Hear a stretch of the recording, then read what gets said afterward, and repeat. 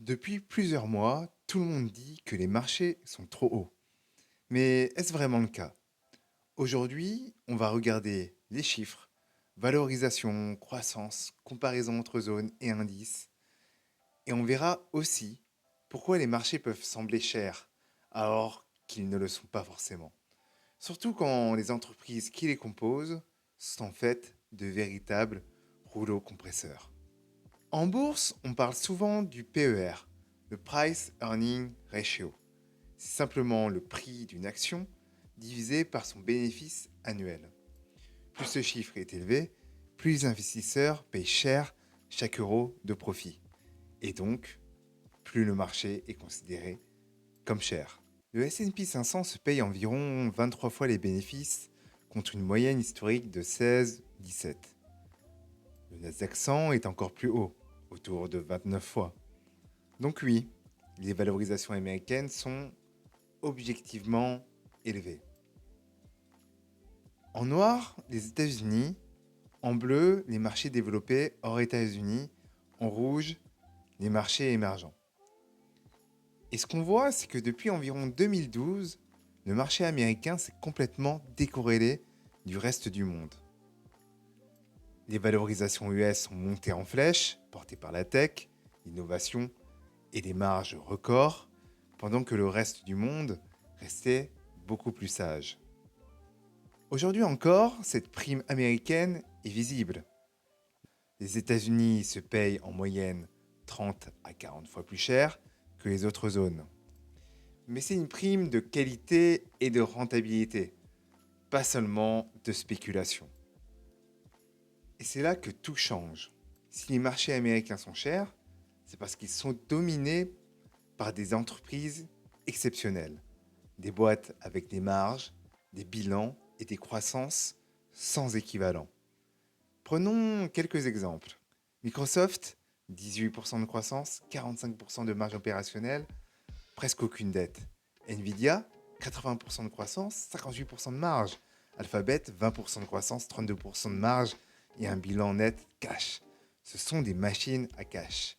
Et c'est pour ça que le marché paye cher, parce que ces boîtes dominent leur secteur et qu'elles continuent de croître malgré leur taille.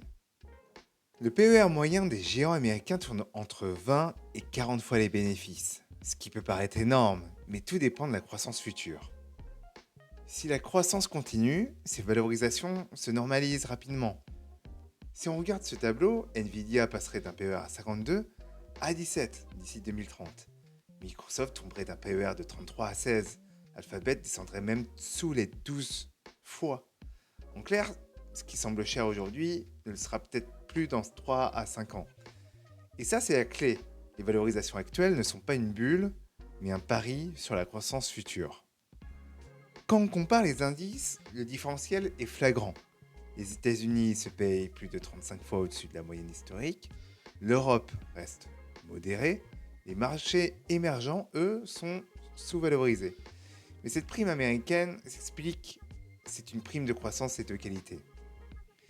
Les entreprises US génèrent plus de free cash flow, plus de marge et ont une exposition à l'IA que les autres n'ont pas encore. Pour remettre les choses en perspective, sur 5 ans, le S&P 500 fait 100%. L'or, plus 140%. Le Bitcoin, plus 900%. Oui, le marché action est haut, mais il reste beaucoup plus stable, productif que les autres classes d'actifs à long terme. Ce graphique illustre parfaitement pourquoi Bitcoin reste un actif à part. Sa volatilité, la mesure des variations de prix, est 5 à 10 fois plus élevée que celle du S&P 500 ou de l'or. En clair, le potentiel de gain est énorme, mais les montagnes russes aussi. Le vrai risque, ce n'est pas d'acheter trop haut, c'est de ne rien acheter du tout. JP Morgan et Hartford Funds montrent que manquer les 10 meilleures journées du marché divise ton rendement par 2 sur 20 ans. Ce graphique montre à quel point le market timing peut être destructeur. Si tu étais resté investi sur le S&P 500, 10 000 dollars seraient devenus près de 30 000 dollars. mais en ratant seulement les 10 meilleures journées, tu gagnes 2 fois moins. Et si tu rates les 20 meilleures, ton rendement devient quasiment nul. En bourse, le vrai risque, c'est souvent de ne pas être investi. Et ce qu'on oublie souvent, c'est que 7 des 10 meilleures journées de bourse ont eu lieu en plein marché baissier, juste après des chutes violentes. Autrement dit, les meilleures opportunités arrivent quand tout le monde a peur.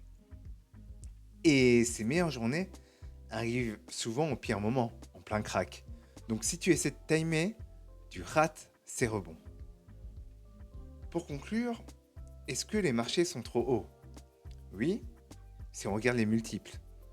Non, si on regarde la qualité et la croissance des entreprises. Les valorisations américaines reflètent la domination des big tech. Et tant que leurs bénéfices continuent de croître à 2 chiffres, ces prix ne sont pas absurdes. Et surtout, rester investi, même à des niveaux élevés, rapporte toujours plus que d'attendre le moment parfait. Voilà, c'était tout pour moi. Merci d'avoir regardé cette vidéo. Et si cette vidéo t'a plu, abonne-toi, dis-moi en commentaire, est-ce que toi tu trouves les marchés trop chers ou tu penses qu'on est simplement dans une nouvelle ère de croissance technologique? Donc dis-moi ça en commentaire et j'espère te retrouver bientôt.